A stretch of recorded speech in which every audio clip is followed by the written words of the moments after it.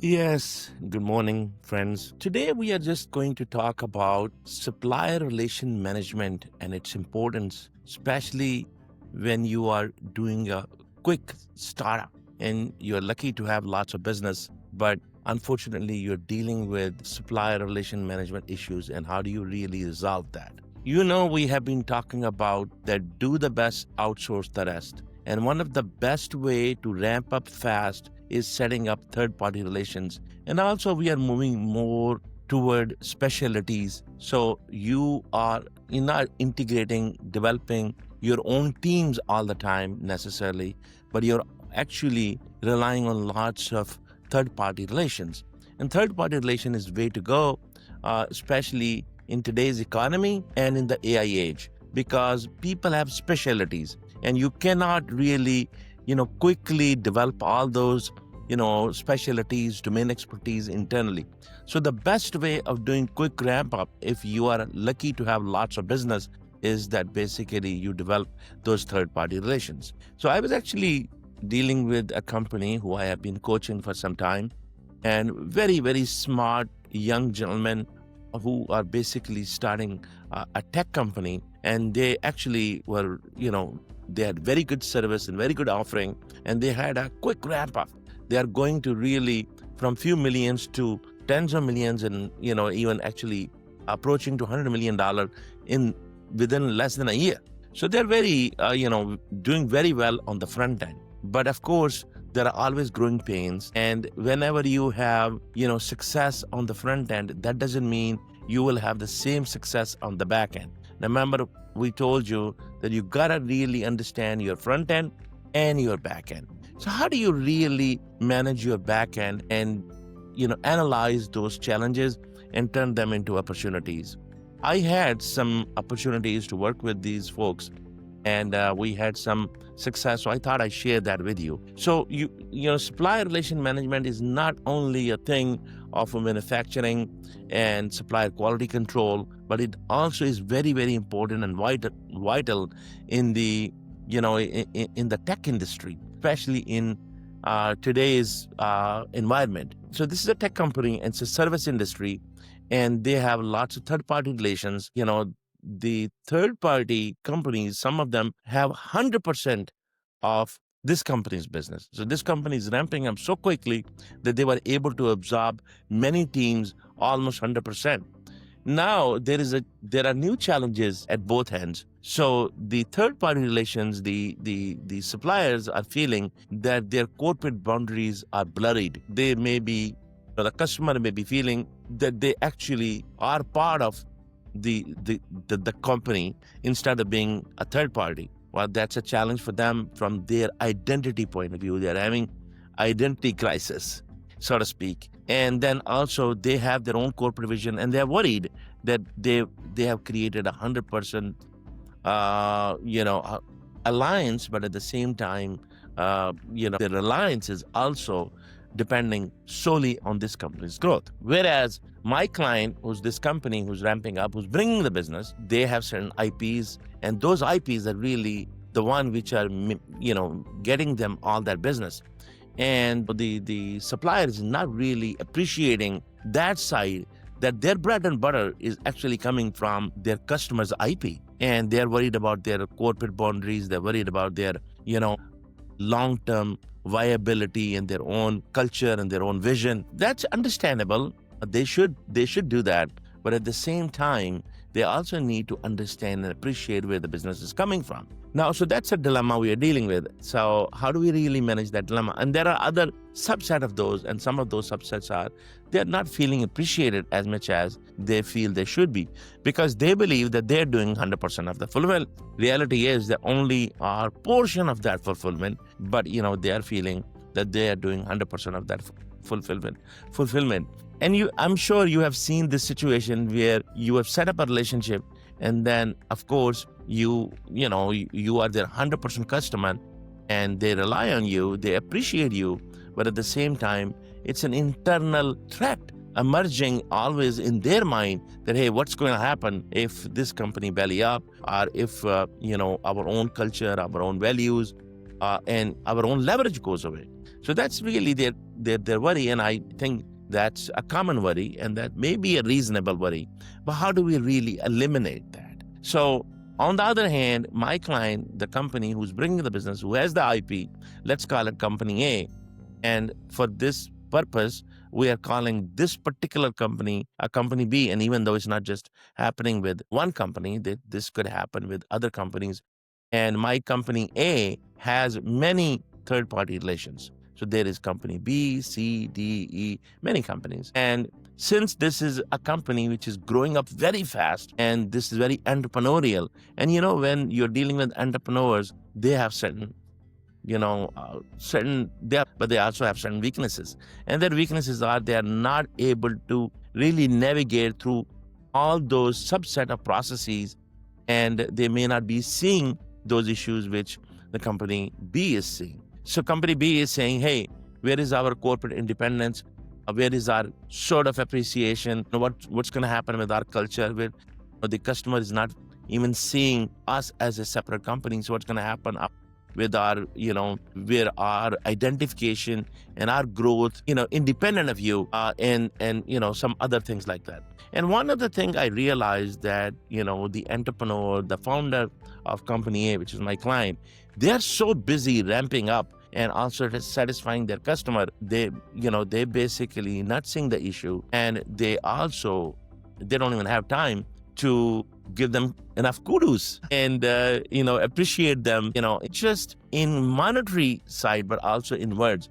At the end of the day, we're dealing with human beings. See, that's really our big dilemma. We're not dealing with a bunch of robots, even though robots keep coming up in our life and they're trying to solve lots of problems. And honestly, I don't see that as an issue. I know a lot of people see that as an issue, but I see that as an opportunity. And I do believe that as long as humans keep creating, developing, managing, they will always be using these tools, and these tools will make the humans smarter, more useful, and they will be able to advance faster. They are not going to really become obsolete. I don't believe humans are becoming obsolete. I mean, remember when the internet came, so many people said that many jobs will be obsoleted. What happened? If you really go into the history, I remember that time frame in early 90s. And since early 90s, you have seen many, many, many, many booms. An internet boom, then you see the computer boom, then you saw the internet boom, then you see this, wireless boom. And so now you are seeing the AI boom. So there are different type of technologies coming at different time. Now, you tell me, have the job decreased or increased? Especially the countries who develop these technologies, their per capita income increased. Their job market actually enhanced. So they did not put people out of work. They put more people to work. Our advancement enhanced. Imagine if we didn't have the computer, where we would be with the internet? And if we didn't have the internet, where would we be with wireless? And if we didn't have wireless, how would we be talking about AI today? And I'm telling you, today we are talking about AI, tomorrow we'll be talking about something else. And these fears will be there. But these fears, if we dwell into those fears, we will not be able to benefit from the technology. But if we really stay on top of it and stay ahead of the curve and keep developing, then honestly, I think we got nothing to worry. Anyway, so coming back to our topic, the reason I start talking about it is because you gotta keep developing the software and tools that can manage many of your services. So basically, not necessarily you need to use humans for everything. You just have to use the technology and human in a way, in a mix, where basically it gives you the best use of technology and best use of people. So these worries are there. So what do you really do in this case? So the company B, which is the supplier, is demanding or expecting more kudos, expecting more corporate respect, expecting respect of a culture, worry about their employees, their network, their sort of IP, even though it's not truly an IP company, it's more like, a service provider who's doing portion of the fulfillment. So that being said, yes, the entrepreneurs could spend more time, the founders could spend more time appreciating the effort. There's no doubt that they're solving major part of the problem. If they didn't solve that problem, You could book all kind of business, but you will fail in fulfillment. And you don't want to fail in fulfillment, because that's really what build your integrity and your long-term sustainability. So they're an important piece of the pie. So I know what you would be thinking. You'd be thinking that maybe you need to develop another stream of suppliers so that you don't rely on that company alone. I agree. That is part of that's part of the challenge always. And that creates an opportunity that you have multiple suppliers for each particular value stream. You should never rely on one supplier. But we all know when we are ramping up, it's not easy to set up two streams, two parallel streams. Yes, that is the long-term goal, but that is not the case right now. So how do we solve the problem? So then I think the one way to look into this is that understanding the supplier relation management as a science itself and analyzing and managing that not as a cost center but as a profit center. So the problem is lots of entrepreneurs see supply chain and supplier relation management as a back-end activity that require cost to manage, and hence let's minimize the cost and we can just have that third-party supplier and the supplier could manage itself. That is a very, very wrong myth. It doesn't work this way. You need to have the technology and you need to have people to manage those relationships. So today we are just talking about entrepreneurship and supplier management. What is the supplier relation management means, especially for entrepreneurs, for service industry, and for tech industry. So in the manufacturing industry, like I said, it's very common to have an, SQE, supplier quality engineering, manage those relations. But there is a pitfall there too, because lots of folks who manage the supplier, they actually, on the name of developing relations, they just do wine and dine and develop their own relations. And then, they have that job for as long as they have it. They travel on the company expense. They would go wine dine. I've seen people going to China and Europe and having fun, but then they will leave in a year or two and then just use those relations that develop to the next one and next one. And that's not what you want. What you want is very, very strategic and very high level supplier relation management team. And, of course, the team doesn't have to be too big. It could be even one person, or it could be many people depending on your task at hand and companies at hand. But you definitely need to recognize supplier relation management and supplier quality engineering.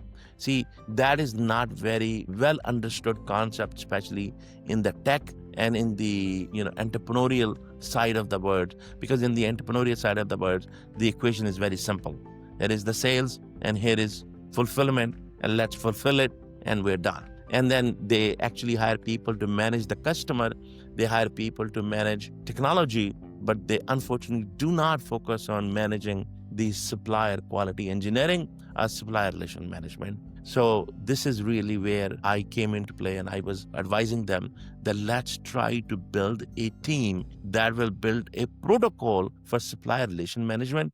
And that supplier relation management would not be just with wining, dining, and appreciation and kudos, but it will be based on supplier scorecard system. So you need to really put together, 10 different categories, and you could do 5 categories if you like.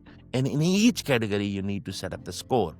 That could be based on lead time, that could be based on the quality of the work, that could be based on customer satisfaction, that could be based on some other matrix that could be advised by the supplier itself too, that what they expect in return, and then that could be also based on, your other matrix like the technology matrix, and then response time matrix. I mean, it could be many metrics depending on the type of technology and the type of service and the type of fulfillment you're getting from the supplier. And then, of course, this scorecard should not be done one way. It should be done in consultation. It should be developed in consultation with your suppliers. Now, the supplier quality engineering or supplier relation management, I would really try to bundle in one, SRM and SQE. I'm not putting with SPC, statistical process control. Please, for God's sake, the SPE and, type people are very statistical in nature, and they have a very, focused approach on looking at the internal and the product quality of the things. Now, what you want is this supplier quality engineering and supplier relation management. In my humble opinion, it works better when you do supplier relation management and supplier quality engineering together. So if you are putting some money on that, some budget on that team, then do not think that that's the cost center. You could make a direct profit center, or you can make an indirect profit center.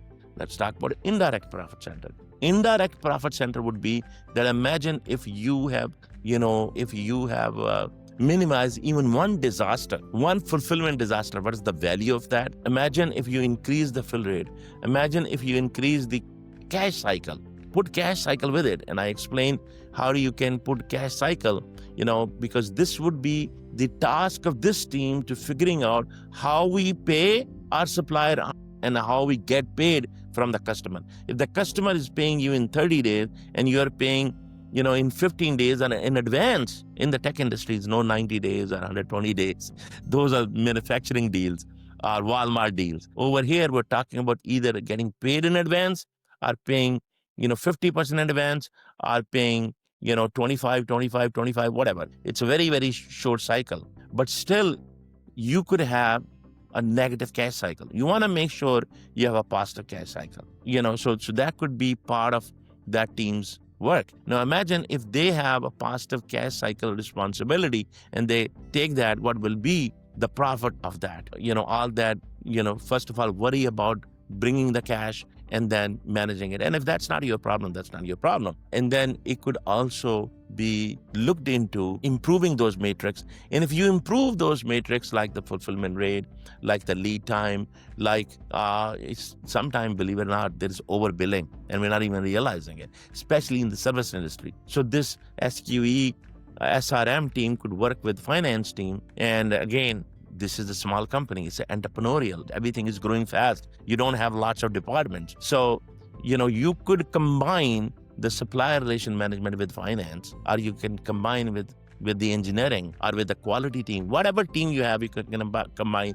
But this job should be clearly understood that their job is to maintain the quality of the supplier, and quality could mean also fulfillment and on-time delivery, or coming up with new technologies, coming up with new metrics, coming up with new ideas with the supplier. Because suppliers always have their own stuff going on and their own development going on. And if they don't, you need to push them to that direction, that they're not just relying on you. They should be out there looking for other things. And if they're worried that their 100% reliance is on you, then unfortunately, they have not really built extra team.